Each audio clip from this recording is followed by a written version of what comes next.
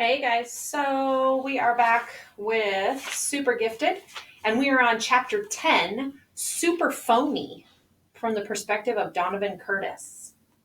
I love that there's little robots. Let's see if I can show you for each chapter. I don't know, they're just cute in there, and they have little hands. It's just fun. Okay, so Super Phony from the perspective of Donovan Curtis. It was still dark out when Brad tapped on my bedroom door. I'm heading out for a run, he informed me. I rolled over and murmured something about catching the details on CNN. Or maybe I just dreamed that part. Any chance you'll be joining me? He never gave up. Where was Beatrice?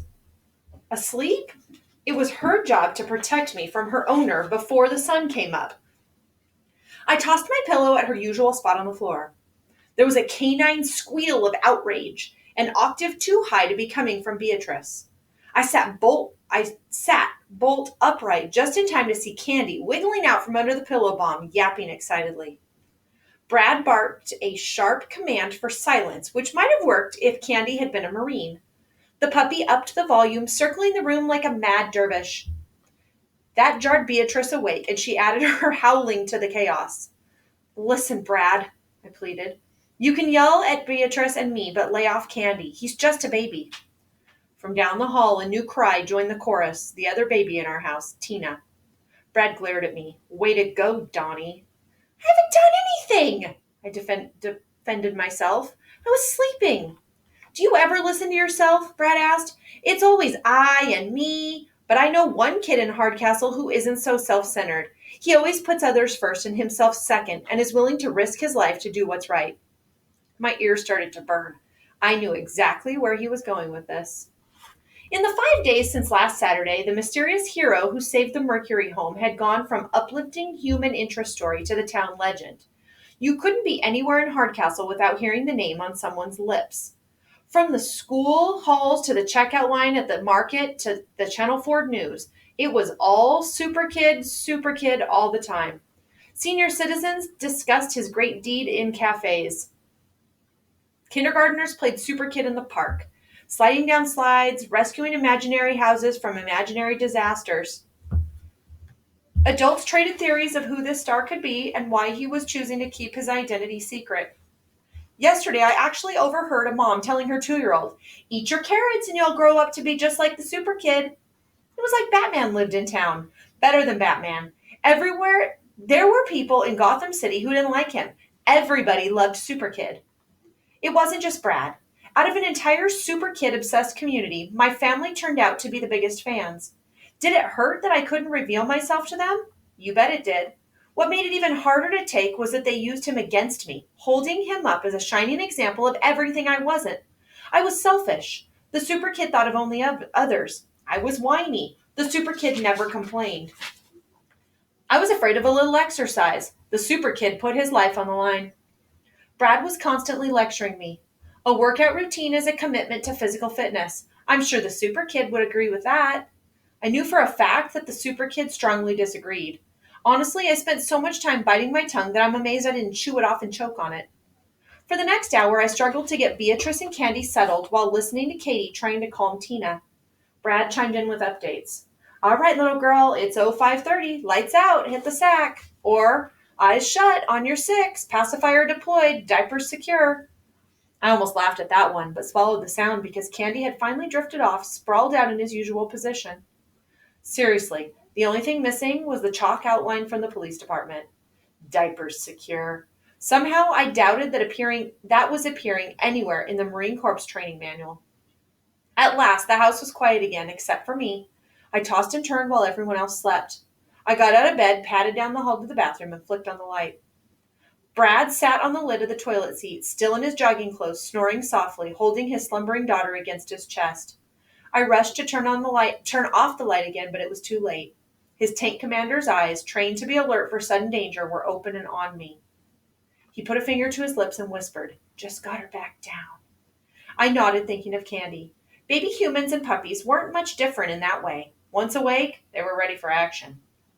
Brad shot me a piercing gaze that made me grateful for Tina's presence. Without her, I'd be getting chewed out again. But no, his expression wasn't angry. He seemed stressed and even sad.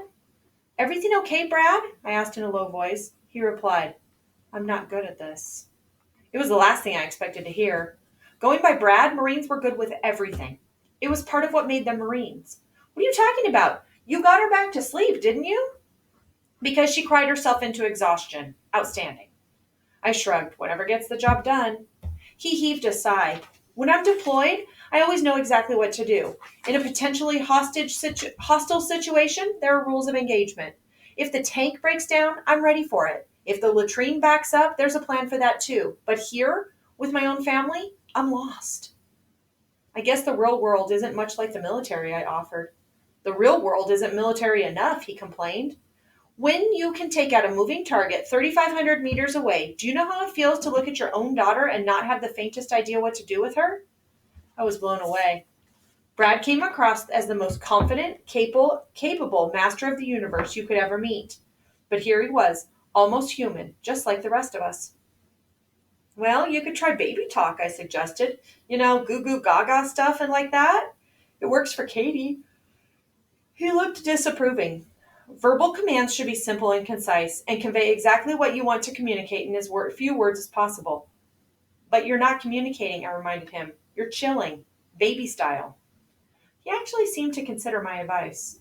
There was a first time for everything. When I got to school later that morning, there was a bottleneck of kids at the main entrance. That was unusual. Unlike the academy, the students of Hardcastle Middle weren't generally so eager to get educated that they'd line up for the privilege. When I got close to the front, I could see what was going on, and it turned my blood to ice.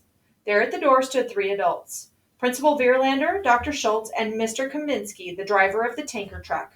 They were looking into the faces of every boy as they entered the building. The purpose was clear, to give the one person who'd seen the super kid a chance to recognize him again. My first impulse was to slip out of line and take off down the street. But if anyone saw me do it, I'd be putting extra suspicion on myself, and then I'd get caught for sure. No, I had to brazen it through, walk right past the guy, head held high, and pray that he hadn't gotten a good look at me on Saturday.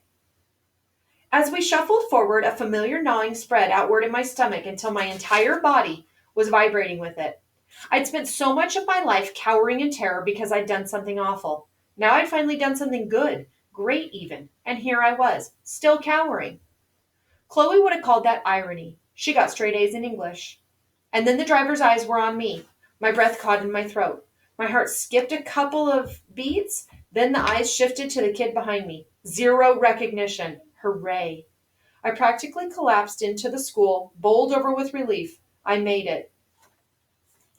My relief lasted less than a distance to my locker. A sharp burst of laughter made me jump. Dude, you look terrible, Newsbaum exclaimed. What is this? Zombie Day? That would explain the mystery meat in my sausage biscuit from the cafeteria. I'm thrilled that my sleep deprivation is giving you so much enjoyment, I said sarcastically. There's a newborn baby at my house. It isn't all Pampers and Peekaboo, you know. That kid's got a set of lungs like an air raid siren. I told him about my morning. Brad waking me waking Candy, Candy waking Beatrice, and the two of them waking Tina. They had a nice laugh at my expense. Having friends is a wonderful thing. No wonder Noah was so gung-ho about it. And speaking of Noah, have you guys seen Noah today? Sanderson shook his head. I think he might be absent. I doubt it, I said. He loves regular school so much that he doesn't want to miss a second of it. He's usually the first one here and the last one to go home. That was another reason Noah was totally unique in the history of Hardcastle Middle. Maybe his perfect attendance record is spoiling his shot at remedial classes, Newsbaum suggested. Well, if you see him, let him know I'm looking for him. They gave me a hard time about that too, but it didn't matter because Noah was really absent. The other big news was that Mr. Kaminsky didn't recognize anyone else as Super Kid. That came as no surprise to me, so there was no wild celebration in the building, not unless you count Megan Mercury's reaction when she realized Noah wouldn't be at cheerleading practice. When I got home, the door was locked and I had to pound on it for close to 5 minutes before anybody would let me in. Sorry, Donnie, Mom tossed over her shoulder as she dashed into the living room. We're all watching TV. What's on? I asked without much interest. Breaking news, she enthused. They found the super kid. So help me, I actually turned around in the foyer, half expecting to see a news crew with TV cameras pointed at me. When you say they found him, I ventured casually. You mean they know who he is and they're going to announce the name? Get in here, Donnie. You don't want to miss this. Mom was practically giddy. I sure didn't. I rushed into the living room. Katie and Brad were on the edge of their seats, staring with bated breath at the screen, which showed the empty briefing room at Hardcastle City Hall. Even Tina, in Katie's arms, seemed riveted to the TV, although nothing was going on.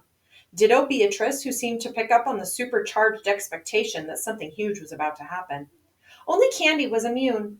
According to Mom, the puppy was inconsolable every minute I was at school, like he thought I was gone for good or something. Overjoyed at my return, he made his usual bull run at me, tripping over his huge feet and rolling into a skull-rattling collision with my ankle. He finally came to a stop with all four legs clamped around my jeans. I shook him off before he could make a liquid deposit on my shoes. Everyone was frozen in anticipation, nobody more than me. So the driver had recognized me after all? Why didn't they just talk to me on the spot? Why ignore me and then wait 7 hours to announce my name on TV to the whole town? Was this supposed to be a happy surprise for me, a reward for my heroics? My dad burst in the front door and hustled past me in the living room. What's going on? Did it happen yet? He almost never came home from work in the middle of the day. Mom pointed to the screen. Here comes the mayor. I can't remember the last time I was this excited. Mayor De Silva was beaming as he assumed the podium.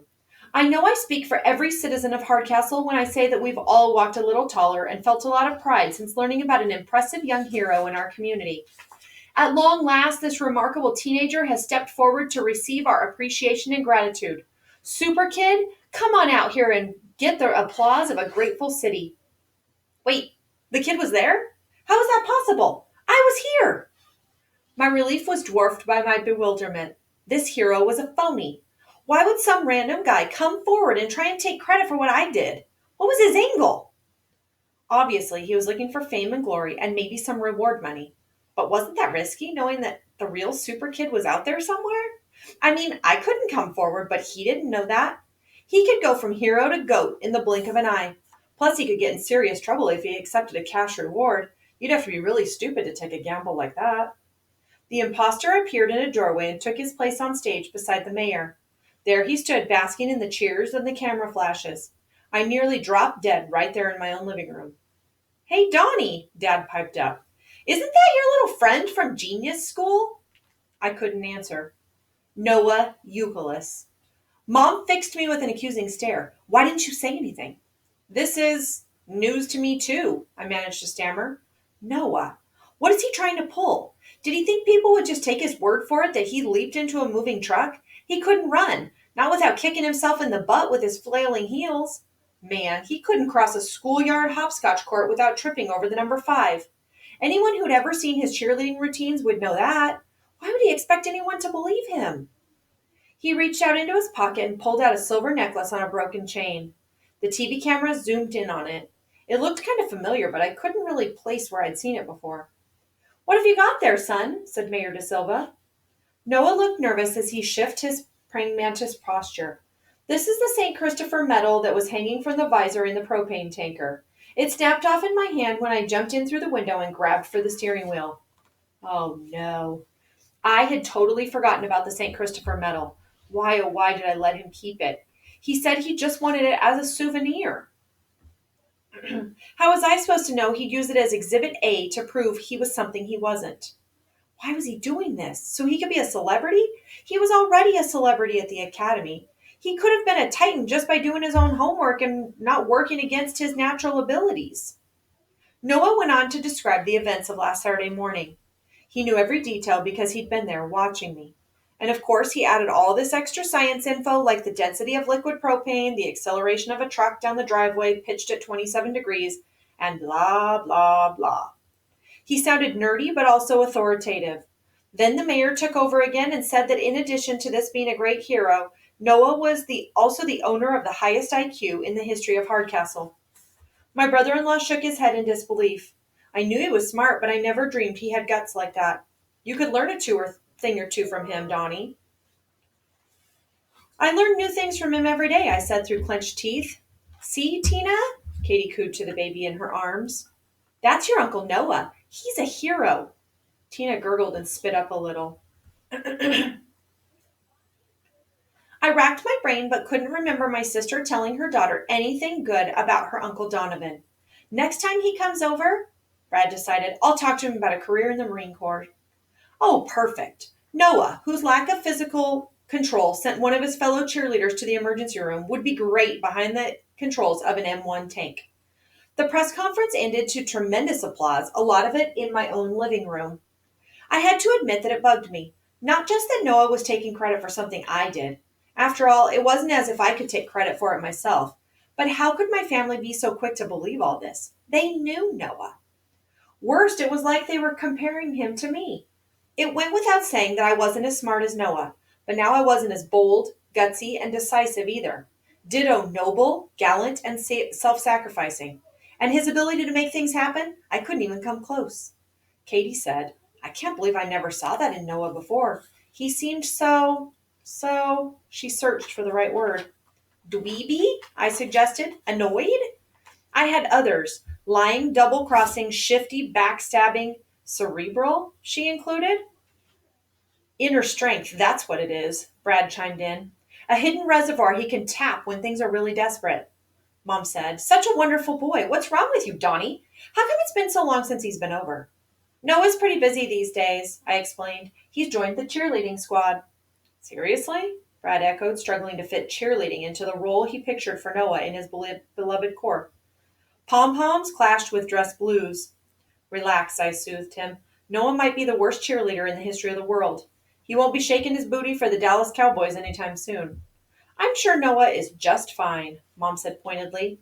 She turned to my sister. Katie, you were a cheerleader in high school. I bet you could give Noah some pointers. Katie nodded enthusiastically. I used to really bring it back then. If you can teach that guy how to cheerlead, I told her, then we won't have one super kid. We'll have two. That's unkind, my mother clucked disapprovingly. Set it up, Donnie. It would be nice for all of us to express to Noah how much we appreciate what he's done for the town.